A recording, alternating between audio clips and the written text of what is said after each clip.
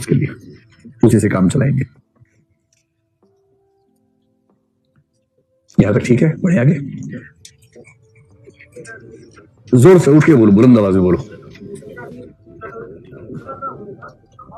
अगर political neutrality नहीं है तो सिविल सेवकों पर ठप्पा लग जाता है कौन सी पार्टी के हैं, और फिर उससे इंक्लूसिव ग्रोथ का खतरा बनता है कि वो होगी या नहीं होगी। मान लो बीजेपी का ठप्पा है, तो उसके बाद ये खतरा हमेशा रहेगा कि अगर कोई पार्टी किसी वर्ग विशेष को पसंद नहीं करती है तो वो कलेक्टर जो उस पार्टी से जुड़ा हुआ है वो उस वर्ग से न्याय करे या ना करे, किंतु परसेप्शन बनेगा कि न्याय नहीं कर रहा है। ये सब बाधाएं आएंगी। फिर अगर नेता उसी पार्टी का है तो उसको अवैध फायदा पहुंचाने का मामला आ सकता है। तो प्रशासन शासन को अवैध फायदा ना पहुंचाए, प्रशासन जनता के किसी वर्ग विशेष के विरुद्ध काम करता हुआ ना दिखे। इन सब चीजों से बचने के लिए, इंक्लूसिव डेवलपमेंट के लिए जरूरी है कि प्रशासक राजनीतिक दलों से दूर रहे। उसकी निष्ठा केवल संविधान के प्रति हो, उतना काफी है, किसी और के प्रति नहीं होनी चाहिए। ठीक है, ये खतरा उसमें। अब देखिए 5-6 मूल्य एक साथ लेंगे। एक का नाम है पेशेंस, एक का नाम है परसिस्टेंस, और एक का नाम है परसेवरेंस, लगन। इन तीनों के निकटतम अगर 2 शब्द और लिखने तो एक शब्द है डिटर्मिनेशन, और एक शब्द है फोर्टिट्यूड। फोर्टिट्यूड, क्योंकि फोर्टिट्यूड पर यूपीएससी ने सवाल पूछ लिया है, तो मुझे लगा कि ये भी साथ में निपटा लेते हैं। तो सबसे पहले तो ये कि इन सबको हिंदी में अगर कहना है तो हम क्या कहेंगे, तो पेशेंस तो आप जानते हैं धैर्य होता है, और परसिस्टेंस को हम निरंतरता कह सकते हैं। परसेवरेंस के लिए लगन शब्द का प्रयोग हमने किया ही था पहले भी। डिटर्मिनेशन को क्या बोलेंगे बताइए? दृढ़ प्रतिज्ञा क्या? अच्छा मुझे कुछ बोला आपने, दृढ़ निश्चय। चलो ठीक है, दृढ़ संकल्प या दृढ़ निश्चय, क्या लिखूं, निश्चय या संकल्प? मैं तो संकल्प लिखूंगा, जो करना कर लो आप लोग, क्योंकि मुझे ज्यादा ठीक लग रहा है। दृढ़ संकल्प या दृढ़ निश्चय, जो आपको अच्छा लगे लिख लीजिए। ठीक है, इसके बाद है फोर्टिट्यूड। ये क्या होता है? आप में से कौन सेंस समझ पा रहे हैं इसके? हाथ खड़ा करें। अरे आप समझ पा रही हैं क्या चीज? संघर्ष में लड़ने की क्षमता। बढ़िया है। हाँ, साहस के नजदीक तो है ही, करेज के आसपास ही है, जद्दोजहद नहीं। हाँ, इसका यूपीएससी ने अनुवाद सहनशीलता ही किया है। यूपीएससी ने इसका अनुवाद सहनशीलता ही किया है। क्या अनुवाद करें इसका? ऐसा कीजिए, सहनशीलता ही लिख लीजिए अभी के लिए, फिर समझ लेंगे क्या चीज है। यूपीएससी ने अनुवाद किया है तो उसको हम ठीक मान लेते हैं फिलहाल। ठीक है, अब आप सोचो सहनशीलता, इतनी देर तक हम इतना सहन किया मुश्किल से, फिर आ गई है सहनशीलता। सहनशीलता ही सहन नहीं हो रही, तो वो सहिष्णुता थी, है ना। टॉलरेंस और फोर्टिट्यूड अलग चीजें हैं। एक वाक्य में कहना हो, अपने विरोधी विचारों को सह लेना सहिष्णुता है। विपरीत परिस्थितियों का डटकर सामना करना, टिके रहना, शांत रहना, यह फोर्टिट्यूड है। तो फोर्टिट्यूड विपरीत परिस्थितियों को सहने की क्षमता है, और सहिष्णुता विपरीत विचारों को सहने की क्षमता है। इस सेंस में आप इन दोनों में थोड़ा सा अंतर कर सकते हैं। ठीक है, चलो तो हम ऐसा करते हैं, शुरू करते हैं धैर्य से, और फिर समझते हैं कि इन सारे मूल्यों का महत्व क्या है। तो जब मैं ये टॉपिक समझाता हूं ना, तो मैं कहता हूं कि अगर आपको जीवन में आगे बढ़ने के लिए केवल एक मूल्य अपने भीतर ले आना हो तो वो मूल्य है, नहीं सहनशीलता नहीं है, वो है परसेवरेंस, लगन। मतलब बाकी मूल्य भी अच्छे हैं, सारे अच्छे हैं, लेकिन जीवन में सफल होने के लिए, मैं ये नहीं कह रहा अच्छा बनने के लिए, सफल होने के लिए, जैसे इंटीग्रिटी होगी तो आप सफल कितने होंगे नहीं पता, अच्छे हो जाएंगे। तो आपको शानदार इंसान बनना है तो इंटीग्रिटी, और सफल होना है तो परसेवरेंस। इनका कॉम्बिनेशन हो जाए तो मजा आ जाएगा। तो इंटीग्रिटी प्लस परसेवरेंस, इनके कॉम्बिनेशन को हम मान सकते हैं कि एक बेस्ट कॉम्बिनेशन हो सकता है। तो सवाल था कि व्यक्ति सफल कैसे होगा। सफलता की खोज में एक कंसेप्ट आया आईक्यू, कि जिस व्यक्ति के अंदर इंटेलिजेंस ज्यादा है वो बाकी व्यक्तियों से ज्यादा सफल होगा। और आईक्यू का बेसिक मतलब क्या है? लॉजिकल मैथमेटिकल एबिलिटी जिसके अंदर ज्यादा है, कॉम्प्रीहेंड करने की क्षमता, डिसीजन मेकिंग जिसके अंदर ज्यादा है। तो आईक्यू का मतलब सर लॉजिकल मैथमेटिकल इंटेलिजेंस जिसके अंदर ज्यादा है वो व्यक्ति सफल होगा। लंबे समय तक ये मान के सारा समाज चलता रहा, पश्चिम के लोग भी चलते रहे कि उनको फार्मूला मिल गया है लेकिन 1980 के आसपास जब 83 में हार्वर्ड गार्डनर ने सिद्धांत दिया मल्टीपल इंटेलिजेंस का, तो ये माना गया कि एक इंटेलिजेंस काफी नहीं है, बहुत तरह की इंटेलिजेंस है और सब एक दूसरे से इंडिपेंडेंट है, स्वतंत्र हैं। किसी किसी क्षेत्र में सफल होने के लिए सोशल इंटेलिजेंस चाहिए, कहीं इंटरपर्सनल, कहीं इंट्रापर्सनल, अलग अलग चाहिए। मोदी जी में कौन सी सबसे ज्यादा है? लॉजिकल मैथमेटिकल है या इंटरपर्सनल है? इंटरपर्सनल है। एक स्पेशल भी कोई घूमते रहते हैं पूरी दुनिया में तो उनको आइडिया हो गया होगा ना, अब फ्लाइट से समझ जाते कौन से देश में उतरने वाले हैं, तो इतना आइडिया हो गया होगा। तो बेसिकली उनके अंदर क्या है? इंटरपर्सनल इंटेलिजेंस ज्यादा है। तो इसलिए एक गोल आदमी ने कहा कि नहीं, आईक्यू नहीं, इमोशनल इंटेलिजेंस। इसका नाम क्या था? Daniel Goleman. और भी कुछ लोगों ने कहा, लेकिन डेनियल गोलमैन ने सबसे बुलंद आवाज में कहा। इसकी बात लोगों ने सुनी, कहा तो सेलोवी और मेयर ने भी था, लेकिन इसकी बात सुनी लोगों ने ज्यादा। और इसने कहा ना, इसका कहना है कि सफलता में 85% के आसपास योगदान होता है इमोशनल इंटेलिजेंस का, और आईक्यू का योगदान तो बहुत कम होता है। इसी किताब का शीर्षक ही है emotional intelligence and why does it matter more than IQ. यह आईक्यू से ज्यादा महत्वपूर्ण क्यों है? तो दुनिया भर में एक मामला हो गया भाई ईआई जो है वो आईक्यू से ज्यादा महत्वपूर्ण है जीवन में सफल होने के लिए, और इस सिद्धांत के प्रमुख प्रतिपादक डेनियल गोलमैन है। उन्होंने साबित किया बहुत सारे एग्जाम्पल से। उनका मानना यह भी है कि महिलाओं में ईआई पुरुषों से ज्यादा होती है। इस पर कई लोगों को मतभेद है, कई लोग नहीं मानते इस बात को। जैसे एम्पैथी के मामले में तो ये बात सही है कि महिलाओं में एम्पैथी पुरुषों से ज्यादा आमतौर पर होती है, ठीक है। लेकिन अपने इमोशंस पे कंट्रोल के मामले में कई लोग मानते हैं कि इसमें पुरुष महिलाओं से ज्यादा सफल होते हैं। अच्छा, जब भी मेरे पुरुष महिला तो बहुत ब्लैंकेट स्टेटमेंट्स हैं, सारे पुरुष एक जैसे नहीं होते, सारी महिलाएं एक जैसी नहीं होती। एवरेज बात करते हैं, सामान्यतः, औसत रूप से। तो मैं आपसे दो वाक्य पूछता हूं, अपने अपनी मम्मी, चाची, ताई, मामी, फूफी, उन सबको दिमाग में रखे और फिर उन सबके पति को दिमाग में रखे बताइएगा क्या सच है। पहला, एम्पैथी यानी दूसरे की मनस्थिति को समझने, महसूस करने की क्षमता आपके घरों में महिलाओं में ज्यादा है या पुरुषों में ज्यादा है? महिलाओं में ज्यादा है। अब मतलब लेकिन एवरेज, औसतन। अच्छा, कितने लोगों को लगता है कि नहीं हमारे घर में पुरुषों में ये क्षमता ज्यादा है, दूसरों की मनस्थिति को समझने की, भांपने की क्षमता। ऐसी एक लड़की वहां बैठी है कोने में, एक लड़की ये बैठी है, दो, एक आप हैं, तीन वोट पड़े हैं, तीनों लड़कियों के पड़े हैं, चौथा वोट भी लड़की का है, एक लड़का मिला फाइनली। चलो, ये मैं जानबूझ के लिंग विभिन्नता इसलिए सूचित कर रहा हूं क्योंकि कहा जाता है कि बाप की और बेटी का जो बॉन्डिंग है ना, वो बॉन्डिंग अलग ही किस्म की होती है। और जब भी कोई लड़की कहती है ना कि जो बात पुरुष समझ सकते हैं, वो दरअसल अपने बाप को ध्यान में रख के बोल रही होती है, किसी और पुरुष को ध्यान में रख के नहीं बोल रही होती है। तो बेटी का पिता के प्रति एक विशेष लगाव, इसको मनोविज्ञान में, शास्त्रों में नहीं, मनोविज्ञान में इसको बोलते हैं इलेक्ट्रा कॉम्प्लेक्स। ये कॉम्प्लेक्स है। सीधी भाषा में कहें तो बेटी की पहली मोहब्बत बाप होता है और बेटी की पहली मोहब्बत माँ होती है। इसलिए किसी बेटी का ये महसूस करना कि मेरे पापा ज्यादा समझते हैं, नॉर्मल बात है ना। हम केवल एक खास संबंध की बात नहीं कर रहे हैं, हम एक जनरल बात कर रहे हैं। अगर किसी लड़की को ये लगता हो कि उसके पापा उसके अलावा भी समाज में अन्य व्यक्तियों की वेदनाओं को, मनस्थितियों को उसकी मदर की तुलना में ज्यादा अच्छे से समझते हैं, तब ये सिद्धांत बनेगा कि पुरुषों में क्षमता ज्यादा है। लेकिन नॉर्मली ये बात मानी जाती है कि महिलाओं में ये क्षमता औसतन पुरुषों से ज्यादा है। वोटिंग नंबर 2, अब आप बताएं। अपने इमोशंस को कंट्रोल करने के मामले में बहुत तेज गुस्सा आ रहा है, किंतु आंख से, मतलब गुस्सा झलकना नहीं चाहिए, आंख लाल नहीं होनी चाहिए, अंगारे नहीं आने चाहिए आंख के अंदर। बहुत दुख हो रहा है किंतु आंख से आंसू टपकना नहीं चाहिए, आवाज भर्रानी नहीं चाहिए। इस मामले में अपने इमोशंस को कंट्रोल करने के मामले में महिलाओं और पुरुषों में ज्यादा बेहतर कौन है? पुरुष है। आप में से कितने लोग कहना चाहिए कि नहीं मेरी मम्मी ज्यादा स्ट्रांग है इस मम्मी पापा की तुलना में, कंट्रोल कर लेती हैं? ऐसा एक वोट आया, देखिए, नहीं 3 4 5 6 हो गए। Good good good.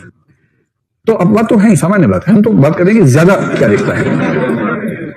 हंसने की बात नहीं है, मनोविज्ञान गणित नहीं होता कि गणित जैसे इसमें नियम बनेंगे कि हर त्रिभुज उसमें मतलब 3 रेखाएं होंगी और वो कुल इतने कोण का होगा। वो नियम यहां नहीं चलते हैं मनोविज्ञान में। मनोविज्ञान के नियम ये होते हैं कि अमूमन ऐसा होता है, इसके अपवाद हो सकते हैं। और कितने लोग मानते हैं कि हाँ हमारे पिता में, हमारी माता की तुलना में इमोशंस को कंट्रोल करने की क्षमता ज्यादा है। देखिए मोदी लहर चल पड़ी है, देखिए इतने में तो मोदी जी यूएन के प्रेसिडेंट बन जाते, इतनी लहर चल पड़ती। तो इससे थोड़ी कम लहर चली भारत में, इसलिए केवल भारत के ही हो पाए हैं अभी तक।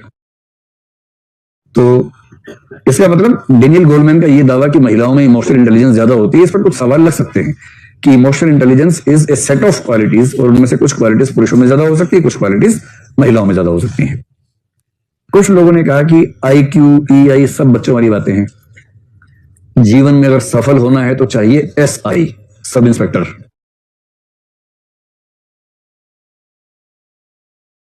स्पिरिचुअल इंटेलिजेंस, ये इंटेलिजेंस का एक नया प्रकार कुछ लोगों ने आजकल छोड़ दिया है, अखबारों में इसे दिखाना शुरू हो गया है। अभी एकेडमिक बुक्स में नहीं आया है, पर अखबारों में, पब्लिक डिस्कशंस में ये शब्द आने शुरू हो गया। स्पिरिचुअल इंटेलिजेंस, जिसके पास ये होगी वो जितना सफल, सार्थक, शांत और कंटेंट। ठीक है, सफलता का असली पैमाना ये है कि मैं अपनी नजरों में कितना सफल हूं, ना कि दूसरों की नजरों में कितना सफल हूं। इसलिए कई लोग IAS बनते हैं, कार्डर मिल गया नागालैंड, इतना दुखी कि जंगल में मोर नाचा किसने देखा।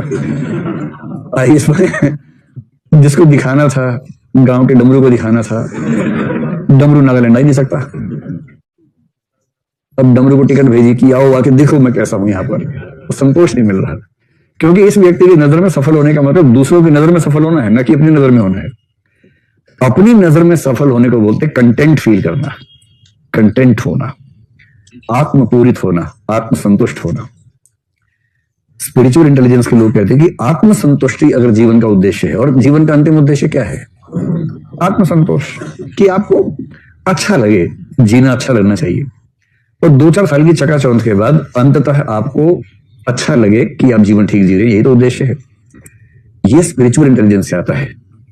और स्पिरिचुअल इंटेलिजेंस से सिंपल सा मतलब है कि अगर आप ईश्वर को मानते हैं तो वो, ईश्वर को नहीं मानते तो प्रकृति, संपूर्णता, इस पूरे ब्रह्मांड, इस जगत की संपूर्णता जो है, उस संपूर्णता के साथ संबंध महसूस करने की ताकत, कि जो टोटलिटी है उसके साथ मेरा एक पर्सनल रिलेशन है।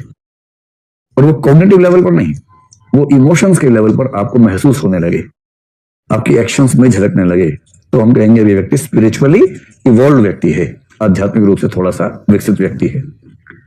ये आपके सिलेबस में नहीं है तो पूछेंगे नहीं, लेकिन कभी इंटरव्यू में बताना चाहिए, अपने आंसर में जिक्र करना चाहिए, कर दें। इसके बाद कुछ लोगों ने कहा कि परसिस्टेंस कोशिएंट या परसेवरेंस कोशिएंट ये सबसे बड़ा फैक्टर है जीवन में सफलता का। और मुझे लगता है कि ये बात काफी हद तक सही भी है। परसेवरेंस कोशिएंट या परसिस्टेंस कोशिएंट, इससे बड़ा फैक्टर कोई नहीं है। और इस कोशिएंट का मतलब होता है लगातार धैर्य और निरंतरता के साथ अपने उद्देश्य में लगे रहने की क्षमता। तो एक निरंतरता हो, लगन हो, तो आप जो सफल होते हैं उस सफलता की बात कर रहे हैं।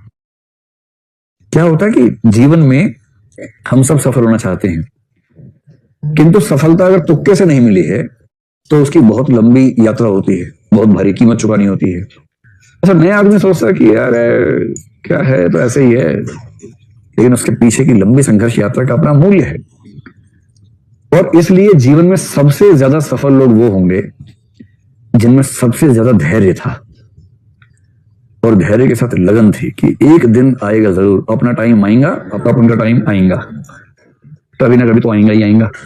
ठीक है, और उसके लिए लगातार मेहनत लगातार करनी है, धैर्य रखना है, छटपटाना नहीं है।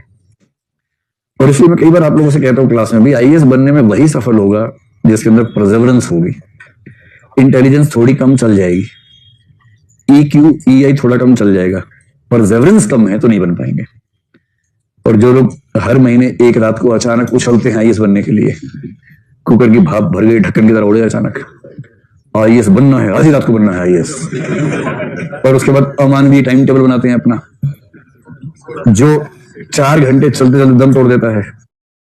और उसके बाद मामला टाइम फिर 1 महीने तक शांत पड़े हैं, फिर किस दिन खून गर्म हुआ, अचानक IAS बनने बैठ गए उस दिन, और बस टारगेट ये इंटरव्यू 250 नंबर, ऑप्शनल वैकल्पिक विषय 350 नंबर, GS 550 नंबर, और IAS टॉपर से 200 नंबर ज्यादा स्कोर। और फिर पढ़ना शुरू, सुबह 4 बजे पढ़ेंगे और उसके बाद दिन में 21 घंटे का बना लिया पढ़ने का। अमानवीय किस्म का टारगेट बना लेते हैं। हाँ, और होगा क्या, एक दिन होते हैं छोड़ो यार ऐसे ही ठीक था, छोड़ो। इसको बोलते हैं बहुत तेजी से उठने वाला जोश, उतना ही तेजी से मर जाता है। एक साहित्यकार थे, उन्होंने शब्द इस्तेमाल किया, तीव्र किंतु शीतल बौद्धिक घृणा। क्या इस्तेमाल किया? वो क्रांतिकारी बनना है ना, तो तीव्र किंतु शीतल बौद्धिक घृणा चाहिए। घृणा चाहिए व्यवस्था से, और भावनात्मक नहीं, बौद्धिक घृणा चाहिए, उबलने वाली नहीं, शीतल घृणा चाहिए, शीतल घृणा। और तीव्र भी होनी चाहिए, बेचैनी भी हो। तीव्र किंतु शीतल बौद्धिक घृणा अगर है तो क्रांतिकारी बन पाओगे, वरना क्रांतिकारी बनना किसी के बस की बात नहीं है।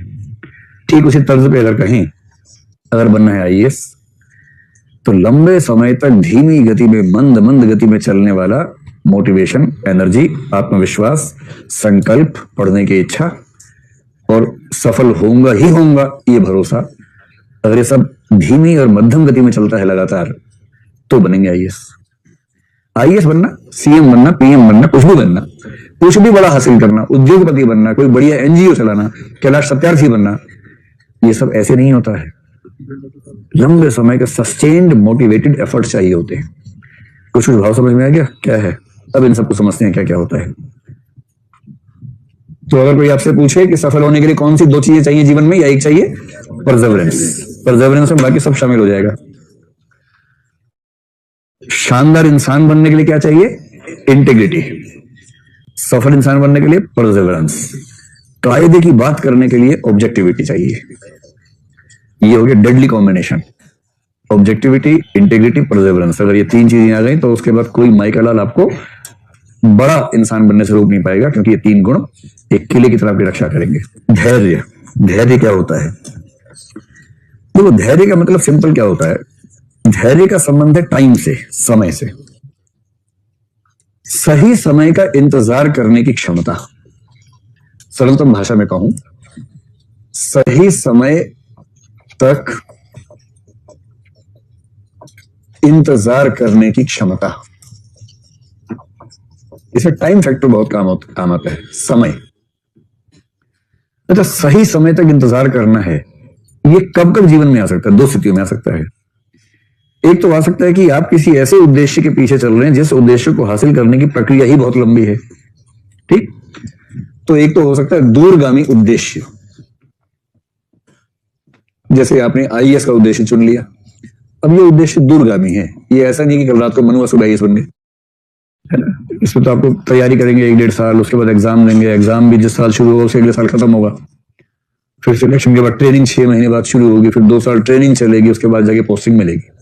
पूरी 5 वर्षीय योजना है। पहले बार में सफल होंगे तो 5 वर्षीय योजना है। तैयारी शुरू करने से अपनी फील्ड में जॉब में जाने तक का समय 5 साल का समय मिनिमम है इसमें।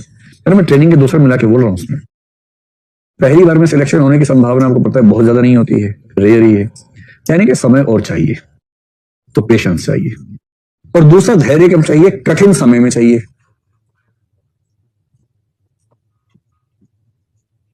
कठिन समय में अगर इन दोनों बातों को मिला के कह दिया जाए, किसी दूरगामी उद्देश्य की प्रक्रिया में या किसी कठिन समय में सही समय का इंतजार करने की क्षमता को धैर्य कहते हैं। बाकी समझ गया? आप नोट कर लेंगे अपने अपना। तो किसी दूरगामी उद्देश्य की प्रक्रिया में या किसी कठिन समय में सही समय का इंतजार करने की क्षमता को धैर्य कहते हैं या पेशेंस कहते हैं। So simple. इन्हीं में से एक पक्ष को अगर ले लेंगे, उसको बोलते हैं फोर्टिट्यूड।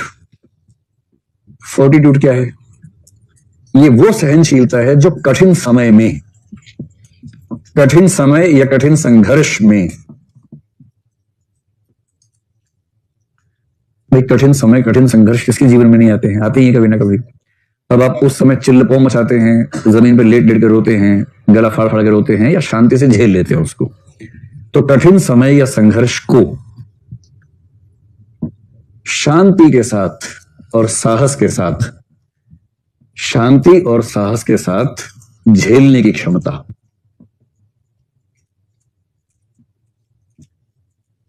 इस समय राहुल गांधी को कौन सा मूल्य चाहिए सबसे ज्यादा? फोर्टिट्यूड चाहिए। उनको लगता है मेरे ही समय में मोदी कहा आ गया, तो ये होता हम देख रहे थे, ये आदमी इसी टाइम पैदा होना था, ऐसा मन में आता होगा। और दिल्ली के इलेक्शन के समय मोदी जी को लगता होगा कि केजरीवाल इसी समय काहे पैदा हो गया। पूरे भारत में हमारा अश्वमेध ये घोड़ा दौड़ रहा है आराम से, यहीं आके फंस जाता है बार बार। तो लगता होगा उनको भी, तनाव तो होता ही होगा। तो फोर्टिट्यूड भी सहनशीलता है, धैर्य के नजदीक है, किंतु इसका संबंध इसमें यह नहीं है कि लंबा उद्देश्य है, समय लग रहा है, वेट करना, वो नहीं। कठिन चुनौतियां आपके सामने, बहुत कठिन समय चल रहा है, और उस कठिन समय को पूरे साहस के साथ झेलना। जैसे राजा पूछे दूसरे राजा से, बोल तेरे साथ क्या सलूक किया जाए, मार दिया जाए कि छोड़ दिया जाए? और दूसरा राजा बोले वही जो एक राजा को दूसरे राजा के साथ करना चाहिए। सिकंदर ने पोरस से पूछा क्या सलूक करे? पोरस ने कहा जो राजा को राजा के साथ करना चाहिए। सिकंदर यूनान से आया था, उसको पंजाबी बोलने नहीं आती थी, और उस पंजाब के इलाके में था, उसको ग्रीक नहीं आती थी। ये हुआ कैसे समझ नहीं आता। और दुनिया भर कहती है कि ऐसी बातचीत हुई, और हम तुमसे परेशान है, बात हुई कैसे। तो पहले ये बताओ कि धैर्य और फोर्टिट्यूड में अंतर समझ में आ गया। ठीक, चलो। वो जो शेर था ना, तुमने मेरा कांटों भरा बिस्तर नहीं देखा, वो इस पे अप्लाई होता है, फोर्टिट्यूड पर, कि मैंने बहुत कठिन संघर्षों को झेला है सीने पर तमगे की तरह, इसलिए उसका महत्व जो है वो फोर्टिट्यूड है। चलो अब आ जाओ परसिस्टेंस पे आ जाओ। देखो, धैर्य में होता है केवल समय का इंतजार करना। इंतजार करो, इंतजार करो, इंतजार इंतजार इंतजार करो, यह है धैर्य। ठीक, जैसे कोई बच्चा है 19 साल का, शादी करने को बेकरार हो रहा है, वैसे पेरेंट्स क्या बोलेंगे, बेटा जब 21 के ना हो जाओ, इंतजार इंतजार इंतजार करो। इसमें कुछ अलग से नहीं करना है, सिर्फ इंतजार करना है। ये नहीं करना है कि किसी ने शादी करनी है उसके लिए वो विशेष रूप से कुछ प्रयास कर रहा है, ऐसा नहीं, केवल 21 का होना है, बस इंतजार करना है। निरंतरता में क्या होता है कि पेशेंस प्लस सस्टेन्ड एफर्ट्स, ये फार्मूला है, एकदम एकदम केमिस्ट्री का फार्मूला टाइप का है। Patience plus sustained efforts equals to persistence. अर्थात परसिस्टेंस निरंतरता में पेशेंस तो है ही, पेशेंस तो है ही है इसके अंदर, साथ में एक चीज और भी है, उसका नाम है सस्टेन्ड एफर्ट। सस्टेन्ड एफर्ट का मतलब है प्रयास की निरंतरता। किसी, अब देखो परिभाषा क्या हो जाएगी, इसमें कठिन समय वाली बात हटा देंगे, इसमें सिर्फ ही आ जाएगा उद्देश्य में। किसी दूरगामी उद्देश्य के लिए लंबे समय तक धैर्य और निरंतर प्रयास करने की क्षमता, यह है परसिस्टेंस। इन सबको लिखते रहिए आप, जिस भाव से देख रहे हैं कि देखा और दिमाग में छप गया ना, बाद में सब गायब हो जाता है ना। किसी दूरगामी उद्देश्य के लिए लंबे समय तक धैर्य और निरंतर प्रयास करते रहने की क्षमता, इसको बोलते हैं परसिस्टेंस। तो परसिस्टेंस में पेशेंस के साथ साथ एक पक्ष और जुड़ गया है, निरंतर प्रयास। ठीक, अब परसिस्टेंस और परसेवरेंस में भी संबंध वैसा ही है।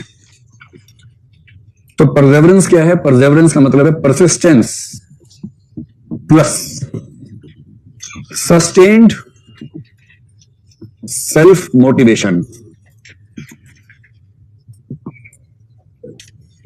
Persistence plus sustained self motivation, simple formula है, फार्मूला याद रखिए, सारी कहानी याद रहेगी। सस्टेन्ड का मतलब है निरंतर, सस्टेन करना, निरंतरता बनाए रखना। सेल्फ मोटिवेशन क्या है, आत्म अभिप्रेरणा, आत्मविश्वास भी कह सकते हैं, सेल्फ कॉन्फिडेंस कह लीजिए। तो फिर से वापस आ जाओ वहीं से।